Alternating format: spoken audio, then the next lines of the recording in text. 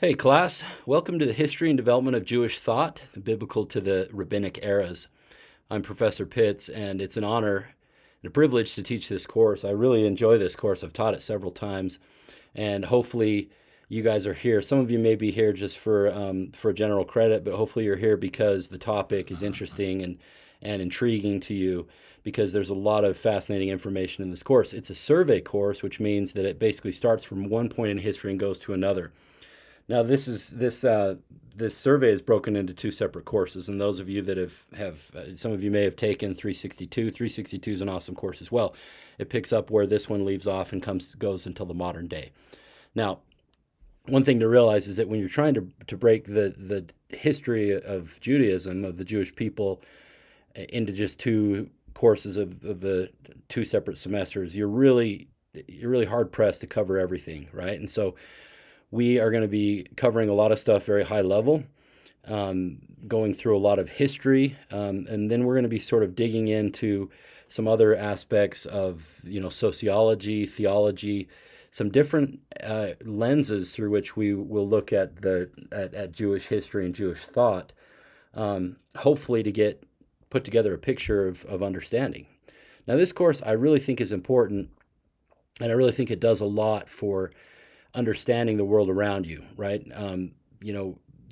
Israel and Palestine and the Arab nations have been in the news a lot in the last few years, and there's a lot that needs to be understood, a lot of the foundation that needs to be really grasped to understand what's going on with that. And that's just a small example of the types of things that you will gather and you will understand from this course. So I really do think that studying history, studying religion, allows you to better understand your current state and better understand socioeconomic issues, world politics.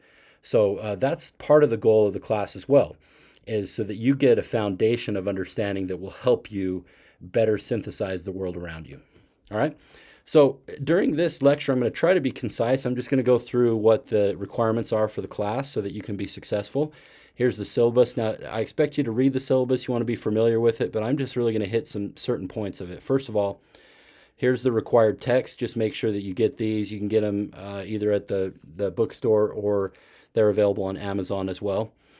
These three, and then any modern translation of the Hebrew Bible. You can use a Christian Old Testament if you'd like, if that's what you have. The translations are more or less similar, and we're not going to be able to get into the specific nuances that would differentiate them. So that would be acceptable as well.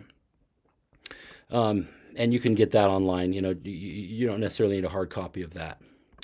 Okay. So this course is broken into a few different, assignments, and there's 1,000 points that are available in this course, and I try to keep it sort of uniform so you can pretty easily calculate your grade and know what you're getting. There's 5 sources of points. There's postings and replies. That'll be something you'll be doing throughout the semester. There's review quizzes that'll be happening throughout the semester as well. There's a synagogue or temple assignment. That's something that you will do during the semester, and I think it's due on November 9th, something like that. And then a research paper that you'll have the semester to do as well, and then a final exam. So there's no midterm. There's no other graded assignments. It's just basically these, and I'll go through exactly how you want to approach each one of these to be successful. Okay, so the first one is the discussion, postings, and replies. Every week when I post the forum, when I post the module, there will be a forum that will be posted. It's an open forum, so there's no prompt or question or anything like that. The whole purpose of the forum is for you guys to post certain things throughout the week. So every week this forum will be open. There's 15 weeks of instruction throughout the semester. So you'll have 15 weeks to do 12 individual postings. You can do up to 1 per week for credit. So you can't wait till like the 10th week and then start tripling up and 3 1 week, 4 week. Yeah, you can only do 1 per week for credit. Now the discussions and the postings are meant to be kind of the replacement for the fact that this is an online course, right? This is kind of like our class discussion, right? Because you'll be posting and then you'll also be replying to other people's posts. Now, the posts are due by Thursday at 11:59 p.m. The reason I do that is because if everybody waits till Saturday night, Sunday night to do their posts, then no one's going to have time to reply to the postings. So they have to be in for credit by Thursday at 11:59 of each week. That gives everyone Friday, Saturday, Sunday to do their replies. Now, it doesn't mean you have to wait till then to do a reply. Let's say somebody, gets ambitious or they're going out of town over the weekend or something, so they do their posting on Tuesday. You can jump on and you can reply to the posting on Tuesday. You don't have to wait until Thursday or Thursday night or whatever. Now, let me tell you a little bit about the postings and the replies. The postings should be 1 to 2 paragraphs. We're talking about 8 to 9 sentences of thoughtful analysis on anything related to that topic for the week. Right, so you can respond to one of the authors. Maybe there's an author that you agree with or that you disagree with. You can write out what your concern is. You can tell us, how what we read or how what was said in the lecture is different than what you thought. You can talk about how this differs from your own religious tradition. There's a lot of different directions that you can go, but the one thing that I don't want is just a review of what we talked about. I don't want a posting to be, this week we talked about da da da da. I want there to be some thoughtful analysis and some personal consideration that is input into these postings. And then the replies are very similar. The reply shouldn't just be, hey, nice point, great. The reply should be something to further the discussion. Either you challenge what the person said or you agree with it and you add to it, or you continue to develop that thought, something that keeps the conversation going. And you can reply to someone else's reply as well, so that it could be a post and then 1, 2, 3, 4, 5 replies. And all of those, even if you're replying to someone else's reply, it still counts as one of your assignments, one of your replies. So you're expected to do 12 postings and then 20 replies. The replies don't have to be as long. They're only 2 to 3 sentences, right? And you can do up to 2 per week for credit. Again, you can do as many as you'd like, but 2 per week for credit, so that at least 10 weeks you're doing replies to get full points. Now, a lot of students leave points on the table when they do this, and it's too bad because it's basically free points. Because the way that I do the grading for this is that if you do these, you get the full credit. Right? I'm not going to go through and grade and say, well, not enough analysis, or, I don't like what you said, or improper analysis or whatever. As long as you're putting thought into these, if I feel like you're not putting enough thought into it, I'll send you a warning. I'll reach out to you and say, hey, I need to see a little bit more. I don't want just a review or whatever. And then you'll have the opportunity to correct it in your future postings to still get full credit, right? And if you don't do it, then you're going to lose some points. But other than that, as long as you put effort into this and you put thought into it, you do it on time, and you do the number that you're supposed to do, you'll get the full 240 points. All right? Okay, the next thing is module quizzes. There's 15 weeks. There's not a quiz this week, so the rest of the weeks there will be a quiz. The quiz will open up on Friday mornings, and the idea is that you spend the week preparing for the quiz. The quiz is going to be based on the lectures and the readings. Now, one thing to understand is that the lectures will not always just repeat the readings. Because this is a survey course and we're trying to capture a lot of stuff, the readings and the lectures are sometimes different. Now, they're about the same general topic, but they cover different things, okay? So you want to make sure that you're doing the readings and doing the lectures. I usually quiz a little bit more heavy from the lectures, but I do pull from the readings on every quiz as well. So you want to make sure that you're doing those as well. Now, the readings, the quizzes are 15 minutes. They're timed because the idea is to see what you've learned and not what you can look up during that time. So it is 15 minutes, 15 points per quiz, 15 questions. So just make sure that you are prepared before you take the quiz, because you only get one shot at it. You can take it at any time from Friday morning up through the end of Sunday at 11:59. You just jump on Canvas and take the quiz. Now, make sure that you don't take it right up to the moment of 11:59, because when that hits, it's going to cut your quiz off, and whatever you're at, it's going to submit it, right? So just give yourself at least 20 minutes or something before 11:59 if you're planning on taking the quiz right up to the moment, basically. You can use your notes, you can use the books, but you cannot use any online sources. We'll talk about AI a little bit later. You can't look stuff up or anything like that. It's just what you know. Now, one thing that a lot of students do is they take the slides. I give you the slides for each module, so you can print out the slides and you can take notes on them, because even though the slides have bullet points, there's a lot more that's tested that's not written down, not typed up in one of the bullet points. So if you take notes on the slides, that's a good way, and then you study your notes, and then you have them in front of you while you're taking the quiz. That's a good way to prepare for the quizzes. All right, there will be 14 quizzes, I said. There will be a few free quizzes in there. You won't find out until you go to take the quiz on Friday, because I want you to prep for it and then be surprised with a free quiz where you get the full points. Okay, synagogue assignment or temple assignment. Every student in this course will be expected to attend a Jewish synagogue or temple at some point during the semester, at least before November 9th. Okay, so it's not the entire semester, November 9th. Be aware of that date.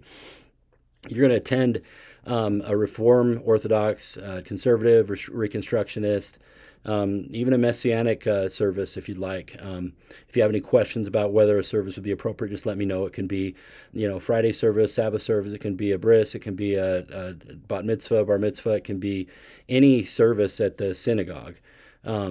And a lot of the synagogues are fine if you just pop in. If you're uncomfortable, you can reach out to them in advance. Most of them have been very welcoming to students that have done this in the past, because it gives them a chance to, for you to see how they worship, and to kind of dispel the concept of the other, right, and make it so you see them as people. And so most congregations have been very wide open to that, and it's good.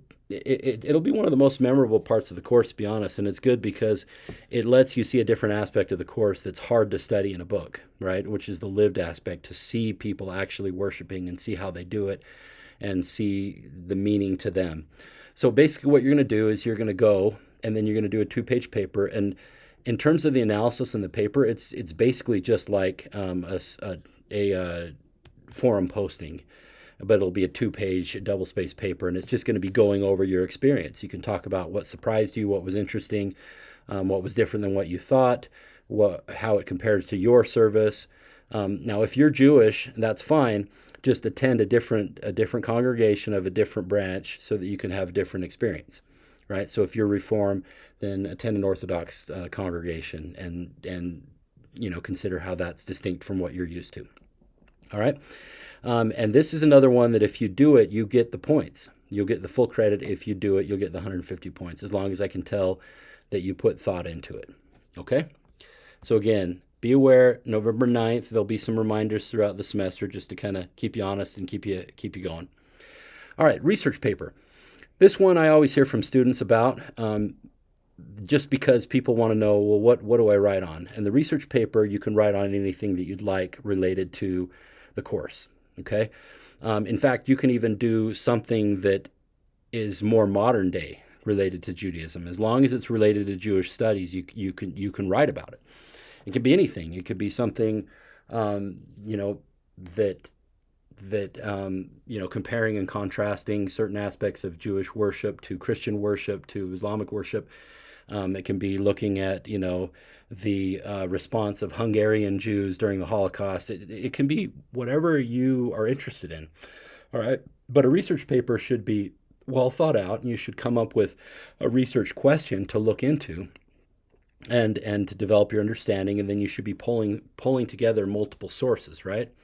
And in this case, for the research paper, and I'll give you a kind of a prompt later on in the semester, but you're going to have at least 2 primary sources. And a primary source is somebody that watched the events happen that they're talking about. That's a primary source, right? So like the Bible is a primary source, and that could be a really easy one for your paper, right? Josephus, which is an early historian, all the writers of the early church fathers, and the writers of Maimonides and early rabbis and sages and things like that. People that watch the things happen that they're writing about is a primary source. A secondary source is somebody that's taking those sources and then analyzing them and writing about them. And most of the books that you'll read and the articles that you'll read are secondary sources. But you need to have at least 2 primary sources in your research paper. Okay? Now, a good way to look at this is that, this is a chance for you to kind of develop your interests and figure out what intrigues you about this, about the course, and about what we're going through. So you don't need to come up with a research question the first week, right? Maybe you give it a few weeks and kind of see what intrigues you and what interests you and what we're talking about. Scroll forward in the reading, scroll forward in the syllabus and see what interests you, and then come up with a research question. Take it to the research librarian at the library and ask for recommendations on where to go to find monographs, books, and articles and stuff about that. Look up the information on YouTube to get general information. You probably won't want to use that as a source, but just to kind of direct you on for a better understanding.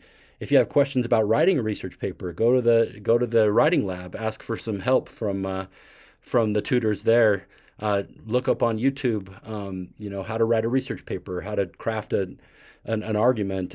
Some of you, I understand, will be, just starting out in school and just learning how to craft your arguments and how to write research papers, and that's totally fine.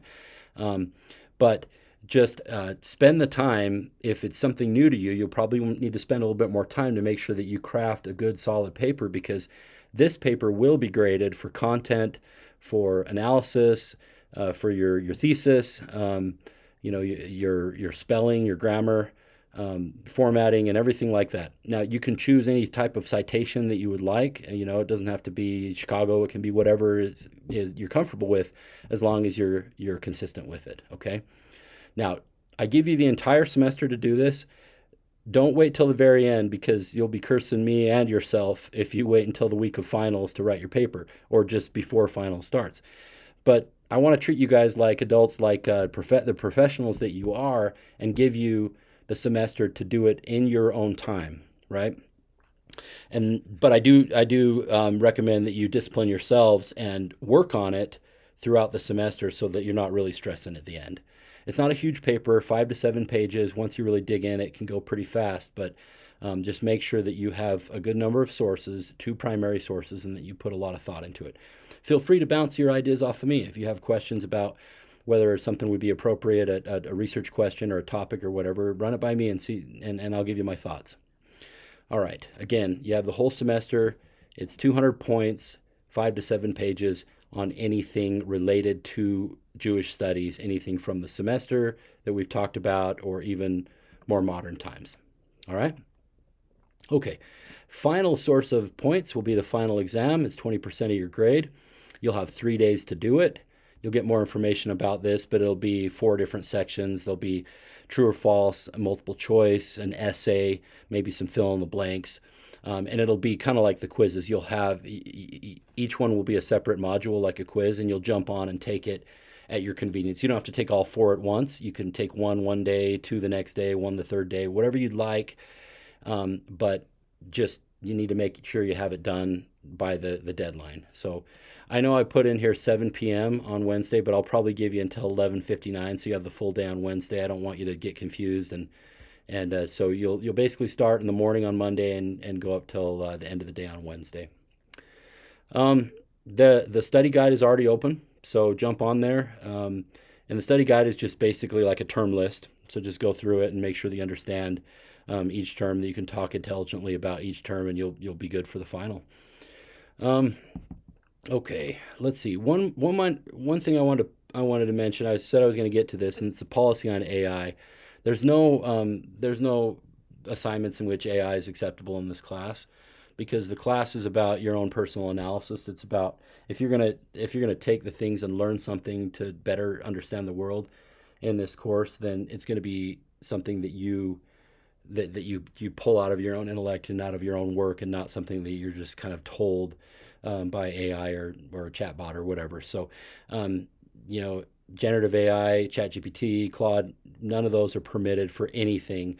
And if we determine, and there's ways to determine this, but if we determine that you're using any of those on anything, then there'll be disciplinary action. You'll basically fail that part of the course, and possibly the entire course, based on how you're using it. So just make sure that you're honest. You're taking, you're in university so you can learn and grow, and so you can become marketable, so that you can have a depth of knowledge throughout your life. And so I would just say, take it seriously and don't try to use any shortcuts. And that's kind of what AI is. AI has a lot of functionality, and once you get into the workplace, you'll probably be able to use it a ton. But in this class, it's not appropriate because the goal is to help you learn how to think and help you to learn how to analyze information and synthesize it. So if you have any questions about that, let me know. I'm not trying to sort of push against the trend because I know, obviously this is going to be so much a part of our futures, but we still have our minds and we still have to, to use them to really better understand the world around us. So, I don't want to wax philosophical much more on this point, but just no use of AI. Okay, and you can go through this and you can see when the assignments are due. I'll kind of maybe add or subtract from this, add different things or whatever. Basically, what you're going to want to do at the beginning of each week is just jump on the module for that week. There will be an introductory paragraph that will go out as an email as well. And then there'll be kind of a list of things to do for the week. So, just jump on there on Monday. Everything will be posted on Monday, including the lecture. Work on that throughout the week. Post your forum posting by Thursday night at 11:59. Your replies can be posted at any time. The quiz, Friday morning, usually at 6 a.m., I open the quiz up through the end of Sunday evening at 11:59. And that's when the week ends for each week. It goes from Monday morning to Sunday evening. Okay?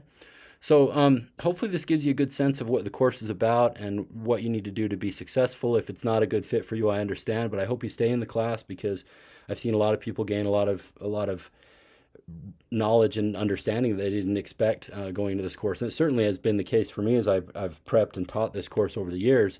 The things that I've learned and understood from you students, from the things that you write, invariably every year, as I read through the research papers, I learn new things as people pick interesting and diverse research paper topics. So it's going to be a great experience. I hope you stay in the course. Let me know if you have any questions. You got my email here, my phone number. You're welcome to call or text me, email me, or you can message directly through Canvas. All right. Thanks so much.